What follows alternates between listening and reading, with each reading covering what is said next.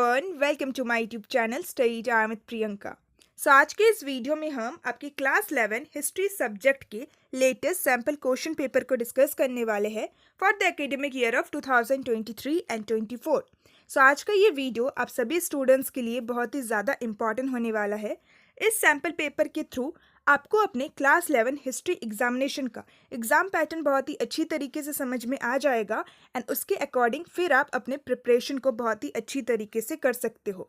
So please it's a request कि video को and तक ज़रूर देखिएगा। क्वेश्चन पेपर को डिस्कस करने से पहले और एक रिक्वेस्ट ये है कि अगर आपको अपने क्लास 11 हिस्ट्री के सारे चैप्टर्स को अच्छी तरीके से रिवाइज करना है देन प्लीज़ आप मेरे वन शॉट एक्सप्लेनेशन वाले वीडियो को देखिए। डिस्क्रिप्शन बॉक्स में आपको सारे वीडियोस का लिंक मिल जाएगा और साथ ही साथ अगर आपको अपने सारी चैप्टर्स के इंपॉर्टेंट क्वेश्चन आंसर वाला वीडियो या फिर इंपॉर्टेंट मल्टीपल चॉइस क्वेश्चन वाला वीडियो देखना है देन उन सारे वीडियोस का प्लेलिस्ट का लिंक भी आपको मेरे डिस्क्रिप्शन बॉक्स में मिल जाएगा। So please once check out my description box. Now अब बिना टाइम वेस्ट किए हम लोग लेटेस्ट सैम्पल क्वेश्चन पेपर को डिस्कस करना स्टार्ट करते हैं। टोटल आप लोगों का 80 मार्क्स का एग्जामिनेशन होगा एंड टोटल टाइमिंग आप लोगों को 3 घंटे का मिलेगा। आपके क्वेश्चन पेपर में टोटल 5 सेक्शंस होंगे, section A B C D and E and total आप लोगों से 34 क्वेश्चंस पूछा जाएगा। सेक्शन ए में आप लोगों से 21 मल्टीपल चॉइस क्वेश्चंस पूछा जाएगा ऑफ 1 मार्क्स ईच, यानी कि टोटल 21 मार्क्स का मल्टीपल चॉइस क्वेश्चन पूछा जाएगा। सेक्शन बी में आप लोगों से शॉर्ट आंसर टाइप क्वेश्चन पूछा जाएगा। टोटल 6 शॉर्ट क्वेश्चन आंसर पूछा जाएगा ऑफ 3 मार्क्स ईच, यानी कि टोटल 18 मार्क्स का शॉर्ट क्वेश्चन पूछा जाएगा।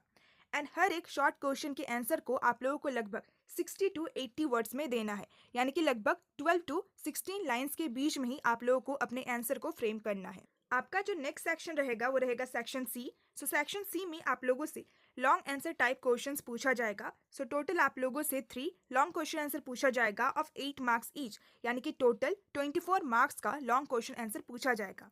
एंड हर एक क्वेश्चंस के आंसर को आप लोगों को लगभग 300 टू 350 वर्ड्स में देना है, यानी कि लगभग 60 टू 70 लाइंस के बीच में ही आप लोगों को अपने आंसर को फ्रेम करना है।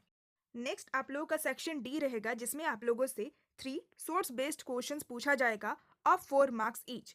एंड आपका जो लास्ट सेक्शन रहेगा वो रहेगा सेक्शन ई, जिसमें आप लोगों से एक मैप बेस्ड क्वेश्चन पूछा जाएगा जिसका मार्क्स रहेगा 5 मार्क्स। इन टोटल आप लोग का 80 मार्क्स का एग्जाम होगा। आई होप कि आपको एग्जाम पैटर्न बहुत ही अच्छी तरीके से समझ में आ गया होगा। नाउ अब हम लोग क्वेश्चंस को डिस्कस करते हैं। Your first section is section A. Section A में टोटल आप लोगों से 21 मल्टीपल चॉइस क्वेश्चन पूछा जाएगा ऑफ 21 मार्क्स ईच, यानी कि टोटल 21 मार्क्स का मल्टीपल चॉइस क्वेश्चन पूछा जाएगा। नाउ अब हम लोग फाइनली मल्टीपल चॉइस क्वेश्चंस को डिस्कस करना स्टार्ट करते हैं। Our first question is which of this ideas was given by Sun Yat Sen. इनमें से कौन से आइडियाज यानी कि कौन से विचार सन यत सेन के द्वारा दिए गए थे। ये क्वेश्चन आपके 7 चैप्टर से पूछा गया है, which is paths to modernization. इस क्वेश्चन का राइट आंसर हो जाएगा option number A, which is all of this. Sun Yat Sen के द्वारा नेशनलिज्म, सोशलिज्म एंड रिपब्लिक, इन तीनों ही आइडियाज को दिए गए थे। Now our next question is question number 2, what is the meaning of mesos. ये जो वर्ड है मेसोस, जो कि एक ग्रीक वर्ड है, इस वर्ड का मतलब क्या होता है। इसका करेक्ट आंसर हो जाएगा option number C, which is the Midland.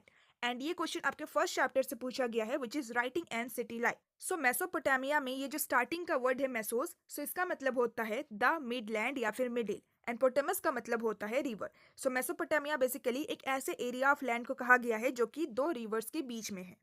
Now our next question is question number 3, when was Mesopotamian art of writing began. किस टाइम पीरियड के दौरान मेसोपोटामिया में राइटिंग की शुरुआत हुई थी। क्वेश्चन नंबर 3 का करेक्ट आंसर हो जाएगा option number B, which is 3200 century BCE। इस टाइम पीरियड से ही मेसोपोटामियन आर्ट ऑफ राइटिंग की शुरुआत हुई थी। Now next question is question number 4, जो कि एक इमेज बेस्ड क्वेश्चन है। आप लोगों के मल्टीपल चॉइस क्वेश्चंस में ऐसे इमेज बेस्ड क्वेश्चन भी पूछा जा सकता है। आप लोगों के हिस्ट्री सब्जेक्ट के चैप्टर में जितने भी इमेजेस है, उन सारे इमेजेस को भी आप लोगों को बहुत ही अच्छी तरीके से एनालाइज करना है एंड इमेजेस के नीचे में जो भी इंफॉर्मेशन दिया हुआ रहता है उसको भी एक बार पढ़ लेना है। The question is identify the given image from the following option. ये जो पर्टिकुलर इमेज है, ये किस चीज का इमेज है। क्वेश्चन नंबर 4 का करेक्ट आंसर हो जाएगा option number D, which is shops in Forum Julium Rome. ये बेसिकली शॉप का पिक्चर है, इमेजेस है। ये क्वेश्चन आपके सेकंड चैप्टर से पूछा गया है, which is an empire across 3 continent. Now our next question is question number 5 जो कि एक assertion and reasoning type question है. So multiple choice question में आप लोगों से assertion and reasoning type question भी पूछा जा सकता है. So the assertion is a law of 398 referred to workers subjected to slave breeding. So ये जो law है 398, so ये basically ऐसे workers को refer करता है जिनसे forcefully slave breeding करवाया जाता है.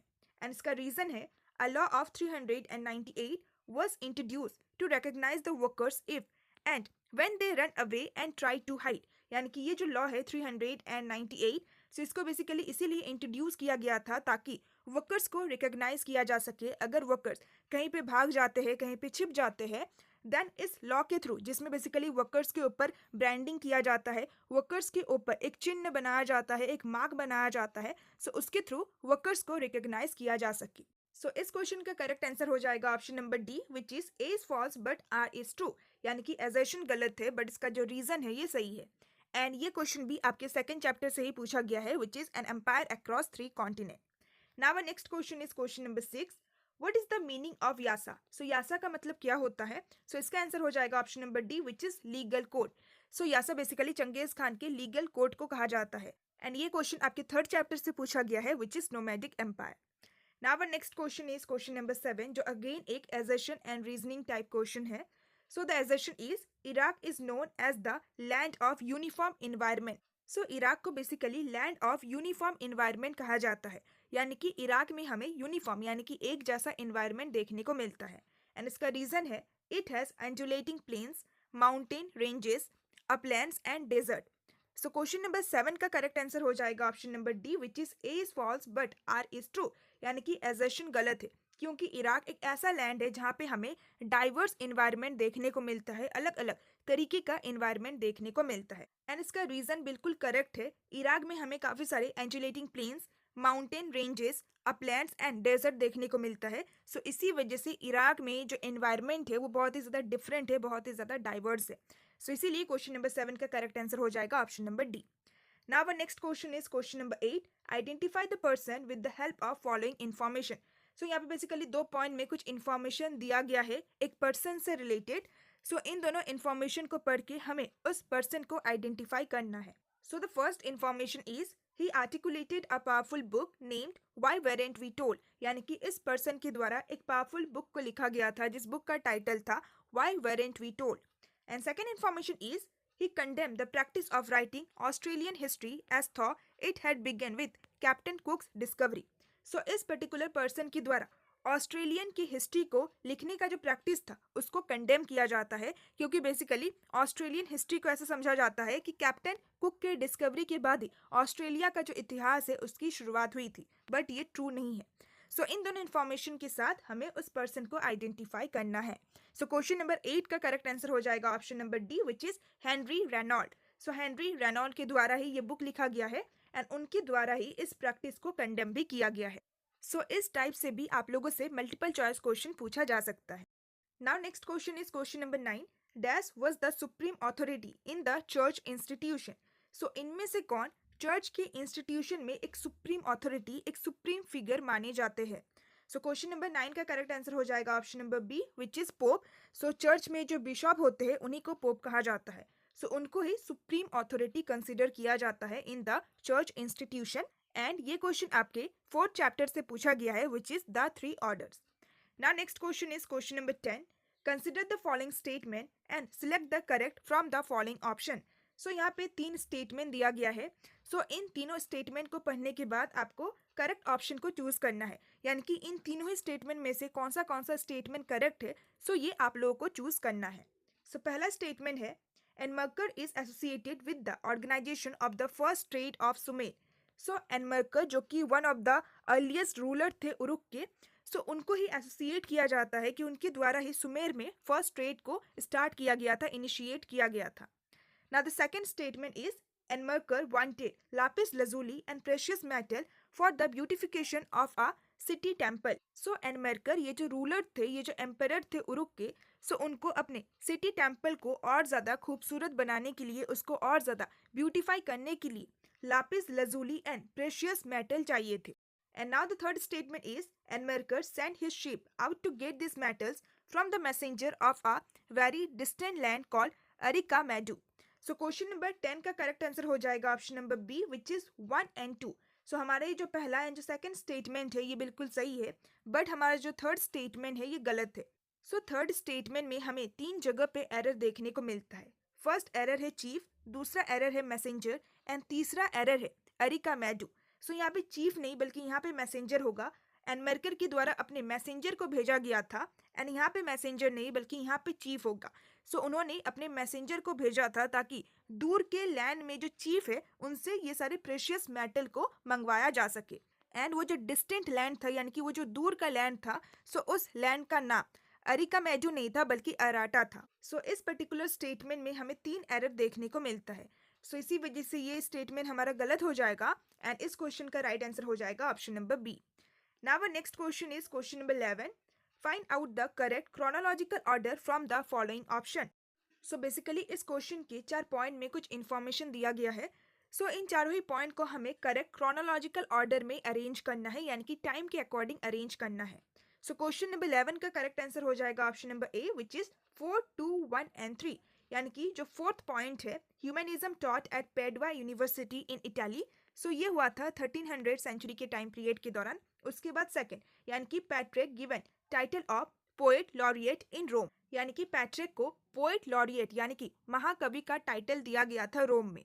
सो ये हुआ था 1341 के टाइम पीरियड के दौरान. उसके बाद 1 यानी कि यूनिवर्सिटी स्टेबलाइज इन फ्लोरेंस. सो ये हुआ था 1349 के टाइम पीरियड के दौरान. एंड एट द लास्ट हो जाएगा third point Geoffrey Chaucer's Canterbury Tales publish. सो ये पब्लिश हुआ था 1390 के टाइम पीरियड के दौरान. सो क्वेश्चन नंबर 11 का करेक्ट आंसर हो जाएगा option number A. Now next question is question number 12. Mutsuhito became the emperor of Japan in 1868. He ascended the throne at. सो मुत्सुहितो यहाँ पे बेसिकली एम्परर मेजी को कहा गया है जो कि जापान के एम्परर थे. सो वो 1868 के टाइम पीरियड के दौरान जापान के एम्परर बनते हैं.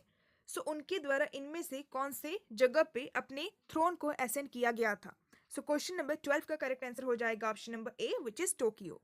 Next question is question number 13 जो कि एक match the following type question है. सो लिस्ट 1 में कुछ डेट्स गिवन है एंड लिस्ट 2 में कुछ इवेंट्स दिया गया है. सो आप लोगों को इन सारे इवेंट्स को उसके करेक्ट डेट के साथ मैच करना है. सो क्वेश्चन नंबर 13 का करेक्ट आंसर हो जाएगा option number A which is. So 1 को आपको बी के साथ मैच करना है. 1349 में फ्लोरेंस में यूनिवर्सिटी को स्टेबलाइज किया गया था.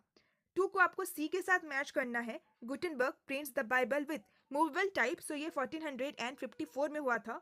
3 को आपको डी के साथ मैच करना है. Columbus reach America. सो 1492 में कोलंबस अमेरिका पहुंचे थे.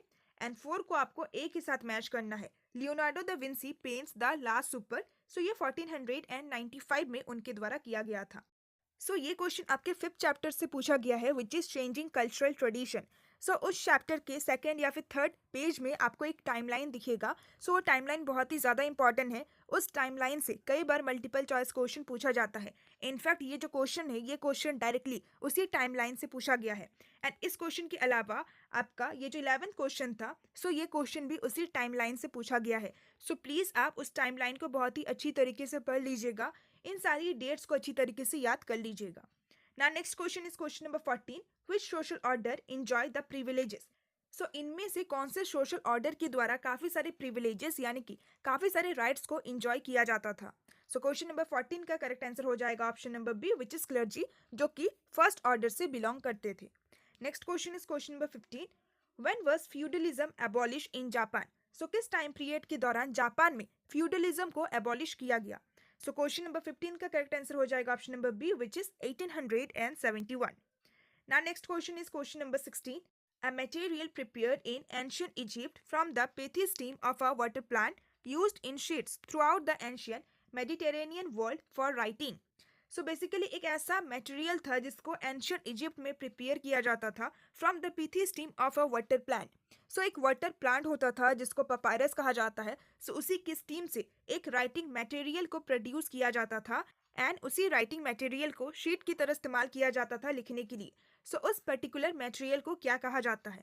सो क्वेश्चन नंबर 16 का करेक्ट आंसर हो जाएगा option number B which is papyri. So ये क्वेश्चन आपके सेकंड चैप्टर से पूछा गया है which is an empire across 3 continent. Next question is question number 17 who bestowed Temujin with the title of Genghis Khan. So इनमें से किनके द्वारा तैमुजीन को चंगेज खान का टाइटल दिया गया था। सो इसका राइट आंसर हो जाएगा option number A which is quriltai. So quriltai basically Mongol chieftain के असेंबली को कहा गया है। सो उन्हीं सारे चीफ्टेन्स के द्वारा तैमुजीन को चंगेज खान का टाइटल दिया गया था। Next question is question number 18 जो कि अगेन एक assertion and reasoning type question ही है। So the assertion is an average European could expect to live 10 years longer than in the 8th century. In comparison to men, women and girls lived longer lives. यानी कि एक average European व्यक्ति का जो life span था वो 10 साल और बढ़ गया था as compared to the 8th century. And man के कंपैरिजन में वेमेन एंड गर्ल्स का जो लाइफ स्पैन था वो और भी ज़्यादा था। एंड इसका रीज़न है by the 13th century man were able to eat better food. So 13th century के बाद से मैन को काफ़ी अच्छा फूड मिलने लगा। सो इसी वजह से उनका जो लाइफ स्पैन था वो बढ़ गया। सो क्वेश्चन नंबर 18 का करेक्ट आंसर हो जाएगा option number D which is A is false but R is true. So जो एजर्शन है ये गलत है। सो ये जो पहला स्टेटमेंट था ये तो सही था बट ये जो सेकंड स्टेटमेंट है कि मैन के कंपैरिजन में वेमेन एंड गर्ल्स का जो लाइफ स्पैन था वो और ज़्यादा था।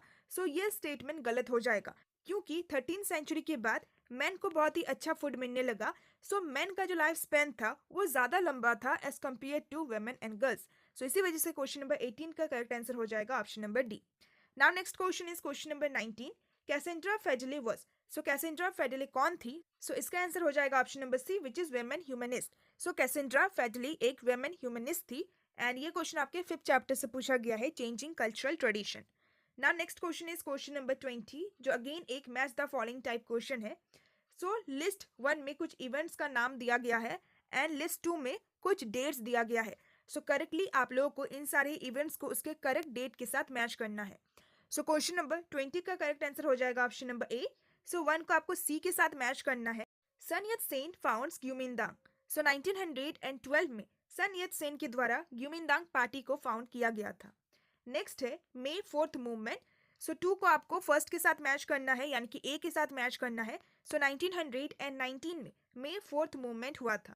तीसरा है CCP फाउंडेड यानी कि Communist Party of China founded. So C को आपको डी के साथ मैच करना है। सो 1921 में कम्युनिस्ट पार्टी ऑफ चाइना को फाउंड किया गया था। एंड फोर्थ है लॉन्ग मार्च। सो इसको आपको बी के साथ मैच करना है। 1934 में लॉन्ग मार्च हुआ था। सो क्वेश्चन नंबर 20 का करेक्ट आंसर हो जाएगा option number A. Now our last multiple choice question is question number 21. Dash was discovered in 1770 by Captain Cook. So इनमें से कौन से कंट्री को कैप्टन कुक के द्वारा 1770 में डिस्कवर किया गया था। सो इसका राइट आंसर हो जाएगा option number D which is Australia. So 1770 में कैप्टन कुक के द्वारा ऑस्ट्रेलिया को डिस्कवर किया गया था। सो विद दिस लास्ट क्वेश्चन हमारा सेक्शन ए कंप्लीट होता है। ना जो हमारा नेक्स्ट सेक्शन है वो है सेक्शन बी जिसमें आप लोगों से 6 शॉर्ट क्वेश्चन आंसर पूछा गया है एंड हर एक क्वेश्चन का मार्क्स है 3 मार्क्स। सो हमारा पहला क्वेश्चन है question number 22 discuss any 4 factors responsible for the decline of feudalism. So ऐसे 4 कौन से फैक्टर्स है यानी कि कौन से कजेस है कौन से रीजन है जिसकी वजह से फ्यूडलिज्म का डिक्लाइन हमें देखने को मिलता है, फ्यूडलिज्म का डाउनफॉल हमें देखने को मिलता है।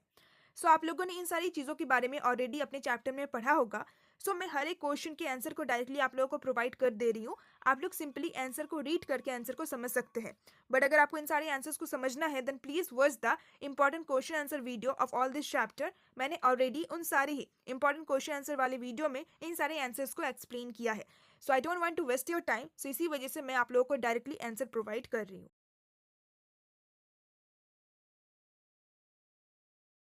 So the second question is what types of duties serf accepted to do? So serf basically unfree peasants को कहा गया है। So unfree peasants या फिर सर्फ को कौन से ड्यूटीज परफॉर्म करने होते थे। Your next question is question number 23. Enlist the names of women who were intellectually creative during the period of Renaissance in Europe. सो आप लोगों को कुछ ऐसे वुमेन के नाम्स को बताना है, उनके बारे में डिस्क्राइब करना है जो कि जब यूरोप में रेनेसेंस का टाइम पीरियड चल रहा था। सो उस टाइम पीरियड के दौरान वो लोग भी इंटेलेक्चुअली बहुत ही ज़्यादा क्रिएटिव थी। सो ये क्वेश्चन आपके 5th चैप्टर से पूछा गया है which is changing cultural tradition. Your third question is Discuss the economic development made in Rome in the late antiquity. What was its result? So let antiquity के time period के दौरान यानी कि Roman empire का जब last phase चल रहा था, सो उस टाइम पीरियड के दौरान रोम में क्या कुछ इकोनॉमिक डेवलपमेंट होता है, सो उसके बारे में आप लोगों को लिखना है। एंड इन सारे इकोनॉमिक डेवलपमेंट का क्या रिजल्ट निकलता है, सो इसके बारे में भी आप लोगों को डिस्क्राइब करना है। सो ये क्वेश्चन आपके सेकेंड चैप्टर से पूछा गया है, which is an empire across 3 continent.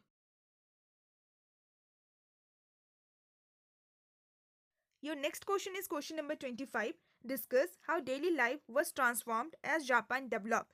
So जैसे जैसे जापान डेवलप होते गया, सो वैसे वैसे जापान में जो डेली लाइफ था वो भी चेंज होते गया, वो भी ट्रांसफॉर्म होते गया। सो इसी चीज़ को आप लोगों को डिस्क्राइब करना है। सो ये क्वेश्चन आपके 7 चैप्टर से पूछा गया है, which is paths to modernisation.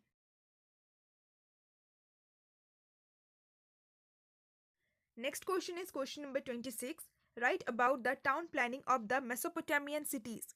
So Mesopotamian cities के टाउन प्लानिंग के बारे में आप लोगों को लिखना है, किस तरीके से मेसोपोटामिया में टाउन्स को प्लानिंग के साथ बनाया जाता था। ये क्वेश्चन आपके फर्स्ट चैप्टर से पूछा गया है, which is writing and city life.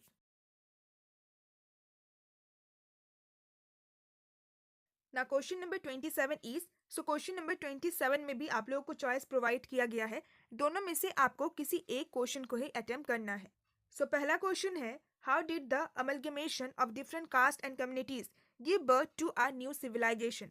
सो किस तरीके से अलग अलग कास्ट एंड कम्युनिटीज का जो इंटरेक्शन था, सो इस वजह से एक न्यू सिविलाइजेशन का डेवलपमेंट होता है। ये क्वेश्चन आपके फर्स्ट चैप्टर से ही पूछा गया है, which is writing and city life.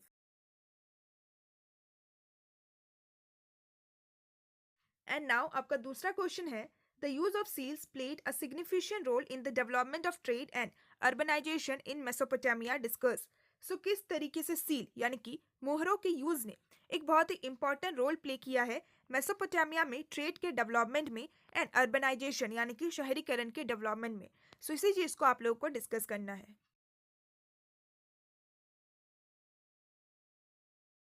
So with question number 27 हमारा सेक्शन बी भी कंप्लीट होता है। Now next section is section C. So section C में आप लोगों से लॉन्ग क्वेश्चंस पूछा गया है। सो टोटल सेक्शन सी में 3 लॉन्ग क्वेश्चन पूछा गया है ऑफ 8 मार्क्स, यानी कि टोटल 24 मार्क्स का लॉन्ग क्वेश्चन आंसर पूछा गया है। सो सेक्शन सी के सारे ही क्वेश्चंस में आप लोगों को इंटरनल चॉइस प्रोवाइड किया गया है। अगर आपको एक क्वेश्चन का आंसर नहीं आता है अच्छे से, देन आप उसके बदले में दूसरे क्वेश्चन को भी अटेम्प्ट कर सकते हो। सो हमारा पहला लॉन्ग क्वेश्चन है question number 28। Why did the nomadic organisation of the Mongols have to trade with China? What effect did this trade cast on the Chinese economy and politics? So Mongolia में रहने वाले जो Mongols people थे and उनका जो nomadic organisation था, जो nomadic people रहा करते थे, सो वो लोग आखिर चाइना के साथ क्यों ट्रेड करते थे एंड उनका चाइना के साथ ट्रेड करने की वजह से चाइनीज इकोनॉमी एंड पॉलिटिक्स में इसका क्या असर पड़ता है, क्या इफेक्ट पड़ता है। सो ये क्वेश्चन आपके थर्ड चैप्टर से पूछा गया है, विच इज नोमैडिक एम्पायर। आपका दूसरा क्वेश्चन है, who was Genghis Khan and how did he become the great Khan of the Mongols? So Genghis Khan कौन थे एंड चंगेज खान किस तरीके से मंगोल्स के ग्रेट खान बनते हैं। सो उनके पूरे लाइफ स्टोरी को आप लोगों को डिस्क्राइब करना है, उनके द्वारा जो भी स्ट्रगल को फेस किया गया था, उनके द्वारा जो भी अचीवमेंट्स किया गया, सो उन सारी चीज़ों को आप लोगों को इस आंसर में डिस्क्राइब करना है। आपका नेक्स्ट क्वेश्चन है question number 29। Briefly discuss aggressive nationalism, westernization and tradition in Japan. So आप लोगों को जापान के aggressive nationalism, westernization and tradition को बहुत ही अच्छी तरीके से डिस्क्राइब करना है। सो चैप्टर में मैंने इन तीनों ही टर्म्स को बहुत ही अच्छी तरीके से एक्सप्लेन किया है। अगर अभी तक आप लोगों ने इस चैप्टर को नहीं समझा है, देन प्लीज़ मेरे वीडियोस के थ्रू आप ज़रूर समझ लीजिएगा। सो ये क्वेश्चन आपके लास्ट चैप्टर से पूछा गया है, which is chapter number 7, paths to modernisation.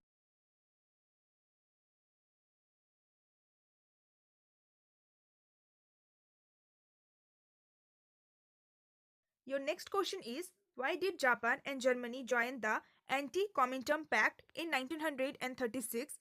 What was its objective? So Japan and Germany के द्वारा 1936 में एंटी कॉमिंटर्म पैक्ट को क्यों ज्वाइन किया गया था एंड आखिर इस पैक्ट का क्या ऑब्जेक्टिव था। सो ये क्वेश्चन भी सेम चैप्टर से ही पूछा गया है।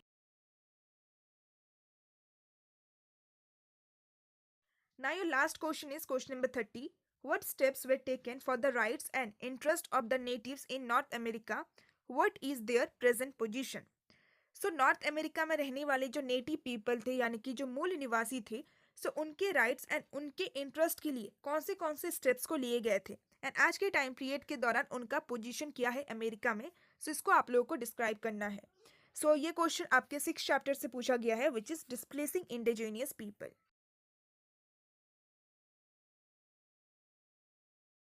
ना आपका दूसरा क्वेश्चन है explain the role of gold rush in economic and political expansion of America. So gold rush ने किस तरीके से एक इम्पॉर्टेंट रोल प्ले किया था अमेरिका की इकोनॉमिक एंड पॉलिटिकल एक्सपेंशन में, उसके डेवलपमेंट में, सो उसको आप लोगों को एक्सप्लेन करना है। सो ये क्वेश्चन भी सेम 6 चैप्टर से ही पूछा गया है।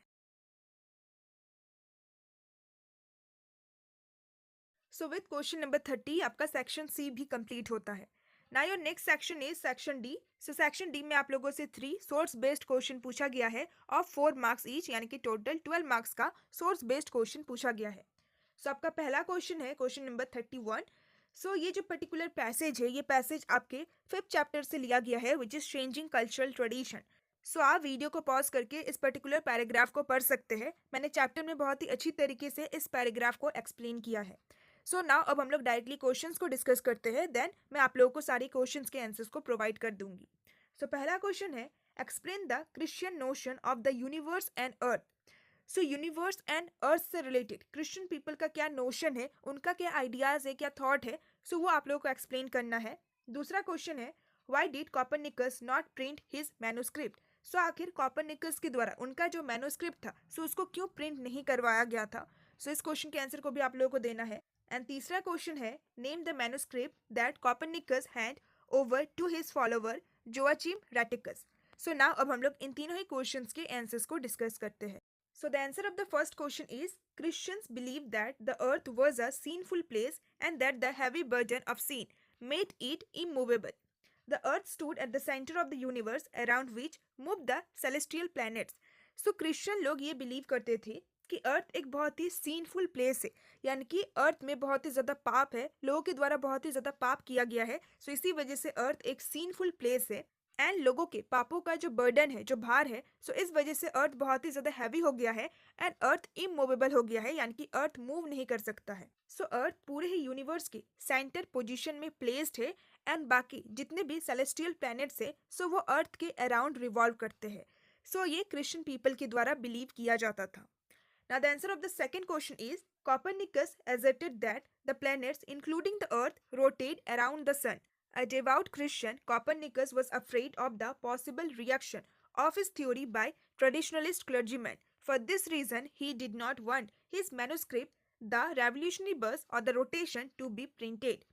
सो कॉपरनिकस के द्वारा ये कहा गया था कि जितने भी प्लैनेट्स है इंक्लूडिंग द अर्थ, सो सारे ही प्लैनेट्स सन के अराउंड रिवॉल्व करते हैं। अर्थ एक पर्टिकुलर प्लेस में नहीं रहता है बल्कि सन एक पर्टिकुलर प्लेस में रहता है एंड सारे ही प्लैनेट्स सन के अराउंड रोटेट करते हैं। सो कॉपरनिकस भी एक क्रिश्चियन व्यक्ति थे एंड उनको बहुत ही अच्छी तरीके से पता था कि अगर वो अपने थ्योरी को प्रपोज करते हैं देन जो ट्रेडिशनलिस्ट क्लर्जी मैन है, सो उनका कैसा रिएक्शन होगा। सो इसी वजह से कॉपरनिकस बहुत ही ज़्यादा अफ्रेड हो जाते हैं, बहुत ही ज़्यादा भयभीत हो जाते हैं एंड इसी रीज़न की वजह से कॉपरनिकस के द्वारा उनका जो मैन्युस्क्रिप्ट था जिसका टाइटल था दी रेवोल्यूशनरी बस, जिसका मतलब होता है द रोटेशन, सो उसको प्रिंट नहीं करवाया गया था। And now the answer of the third question is on his death bed Copernicus gave the revolutionary bus the rotation to his follower Joachim रैटिकस।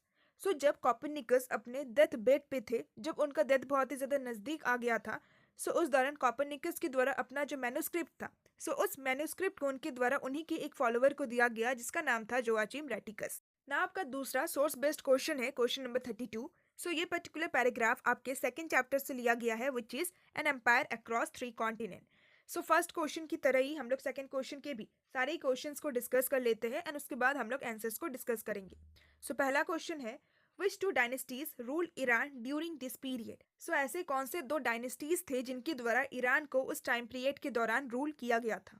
Second question is What do you infer from the statement the Roman Empire was a mosaic of territories and culture? सो ये जो particular statement है, सो इस statement से हम क्या जान सकते हैं, ये स्टेटमेंट क्या रेफर करता है। एंड तीसरा क्वेश्चन है identify the two rival super powers and state how they differ. So दो जो राइवल सुपर पावर थे, यानी कि दो जो डायनेस्टीज थे जो कि एक दूसरे के राइवल हुआ करते थे, सो उनके बारे में आप लोगों को लिखना है। एंड किस तरीके से ये दोनों ही जो राइवल सुपर पावर्स या फिर जो राइवल डायनेस्टीज थे, सो वो एक दूसरे से डिफर करते थे। सो नाउ अब हम लोग इन सारे क्वेश्चंस के आंसर्स को डिस्कस करते हैं।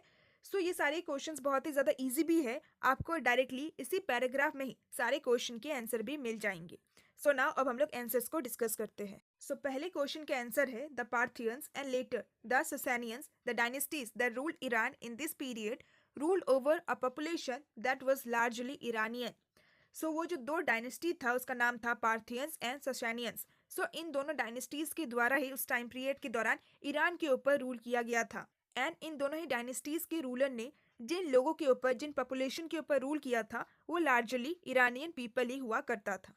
Now the answer of the second question is the Roman Empire was a mosaic of territories and cultures because many languages were spoken in the empire. The upper classes of the East spoke and wrote in Greek, those of the West in Latin, and the boundary between these broad language areas run somewhere across the middle of Mediterranean between the African province of Tripolitania, which was Latin speaking, and Cyrenaica, which was Greek speaking. So Roman empire को एक mosaic of territories and culture इसीलिए कहा जाता था क्योंकि Roman empire में हमें काफ़ी सारे लैंग्वेजेस देखने को मिलते हैं। रोमन एम्पायर में काफ़ी सारे लैंग्वेजेस बोले जाते थे। सो रोमन एम्पायर के ईस्टर्न पार्ट में रहने वाले जो अपर क्लास के लोग थे, सो वो लोग बेसिकली ग्रीक लैंग्वेज ही बोला करते थे एंड ग्रीक लैंग्वेज में ही लिखा करते थे। वेरेस वेस्टर्न साइड में रहने वाले जो अपर क्लास के लोग थे, सो वो लोग लैटिन लैंग्वेज का इस्तेमाल करते थे बोलने के लिए एंड लिखने के लिए। एंड इन दोनों ही ब्रॉड लैंग्वेजेस का जो बाउंड्री है वो हमें मेडिटेरेनियन सी के मिडिल से होते हुए दिखता था। सो बेसिकली एक जो अफ्रीकन प्रोविंस है जिस प्रोविंस का नाम है ट्राइपोलिटेनिया, सो वो लैटिन स्पीकिंग होता था। ट्राइपोलिटेनिया के वेस्टर्न साइड में जितने भी टेरिटरीज थे वो लैटिन लैंग्वेज का इस्तेमाल करते थे लिखने के लिए और बोलने के लिए। वेरेस जो दूसरा अफ्रीकन प्रोविंस है जिस प्रोविंस का नाम है साइरेनाइका, सो साइरेनाइका के बाद से जितने भी ईस्टर्न साइड में टेरिटरीज थे रोमन एम्पायर में, सो ये सारी टेरिटरीज ग्रीक लैंग्वेज का ही इस्तेमाल करते थे बोलने के लिए और लिखने के लिए। सो इस तरीके से हम लोग कह सकते हैं कि रोमन एम्पायर एक mosaic of territories and culture हुआ करता था। Now the answer of the third question is the Romans and the Iranians with the two rival super powers and fought against each other for much of their history. A major difference between the two and their respective empires was that the Roman Empire was culturally much more diverse than that of Iran. So Roman empire and Iranian empire ही वो दो rival super powers थे। सो ज़्यादातर history में हमें यही देखने को मिला है कि ये दोनों ही जो डायनेस्टीज थे, सो ये एक दूसरे के साथ फाइट करते थे। सो दोनों ही एम्पायर के बीच में एक जो बहुत ही मेजर डिफरेंस है वो ये है कि रोमन एम्पायर कल्चरली बहुत ही ज़्यादा डाइवर्स है as compared to the Iranian empire. So with this हमारा क्वेश्चन नंबर 32 भी कंप्लीट होता है। Now our last and third source based question is question number 33। So ये पर्टिकुलर पैसेज आपके 4th चैप्टर से लिया गया है द 3 ऑर्डर्स। सो नाउ अब हम लोग क्वेश्चंस को डिस्कस करते हैं। सो पहला क्वेश्चन है examine the relationship between a vassal to his master और lord under the vassalage system. So इस चैप्टर में आप लोगों ने वैसलेज सिस्टम के बारे में पढ़ा होगा। सो एक वेसल एंड उनके मास्टर या फिर लॉर्ड का कैसा रिलेशनशिप होता था, सो ये आपको डिस्क्राइब करना है। दूसरा क्वेश्चन है trace the origin of the title Lord with in the nobility. So nobility में लॉर्ड किस व्यक्ति को कहा जाता है, लॉर्ड के टाइटल को क्यों दिया जाता है, सो इसी के बारे में आप लोगों को बताना है। एंड थर्ड क्वेश्चन है state two examples to show how the noble enjoyed a privilege status. So किस तरीके से एक जो नोबल व्यक्ति होता था जो कि नोबेलिटी कैटेगरी से बिलोंग करता था, सो वो किस तरीके से एक बहुत ही प्रिविलेज स्टेटस को एंजॉय करता था, काफ़ी सारे प्रिविलेजेस को एंजॉय करता था। सो आप लोगों को 2 एग्जाम्पल्स के थ्रू इस चीज़ को बताना है। So now let's check out the answer. So पहले क्वेश्चन का आंसर है the relationship between the king and the vassal involved elaborate rituals and the exchange of vows taken on the Bible in a church. At this ceremony, the vessel received a written charter or a staff or even a clod of earth as a symbol of the land that was being given to him by his master. So king and उनके vessel के बीच में जो relationship होता था उसमें हमें काफ़ी ज़्यादा इलेबोरेट रिचुअल्स देखने को मिलते हैं, जैसे कि दोनों ही व्यक्ति चर्च में जाके बाइबल के ऊपर हाथ रख के वो लोग कुछ प्रोमिसेस लिया करते थे। एंड इसी सेरेमनी में जो मास्टर होता था यानी कि जो किंग होता था वो अपने वेसल को एक रिटन चार्टर स्टाफ या फिर अर्थ का एक क्लॉट प्रोवाइड करता था एक सिंबल के रूप में कि मास्टर के द्वारा उनके वेसल को एक पर्टिकुलर लैंड प्रोवाइड किया गया है। The answer of the second question is the one who protected the vassal was called the senior or lord. The word lord was drive from a word meaning one who provided bread. So वो व्यक्ति जो कि अपने vessel को protection देता है, सो उसी व्यक्ति को सीनियर या फिर लॉर्ड कहा जाता है। ये जो वर्ड है लॉर्ड, सो ये एक ऐसे वर्ड से ड्राइव किया गया है जिसका मतलब होता है एक ऐसा व्यक्ति जो कि अपने वेसल को ब्रेड प्रोवाइड करता है, उसको खाना देता है। सो इसी से लॉर्ड वर्ड को ड्राइव किया गया है। एंड थर्ड क्वेश्चन का आंसर है the noble enjoyed a privilege status. So noble काफी सारे प्रिविलेज स्टेटस को एंजॉय करते थे, जैसे कि for example he had absolute control over his property in perpetuity, यानी कि एक नोबल का अपने प्रॉपर्टी के ऊपर फुल कंट्रोल होता था लाइफ टाइम तक।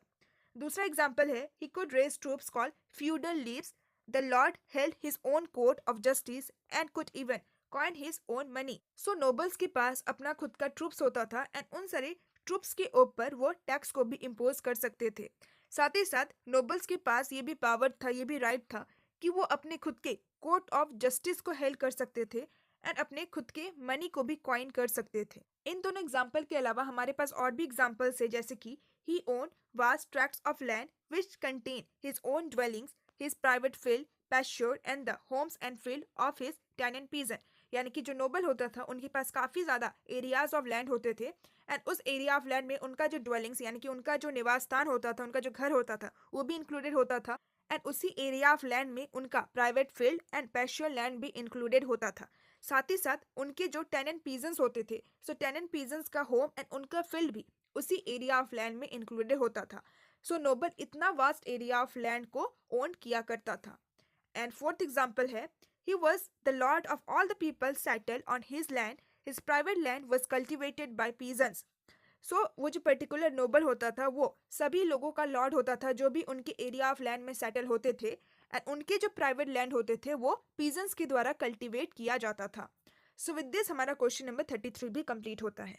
ना आपका लास्ट सेक्शन है section E. So section E में आप लोगों से एक मैप बेस्ड क्वेश्चन पूछा गया है। So the question is on the given map of Australia locate and label the given places.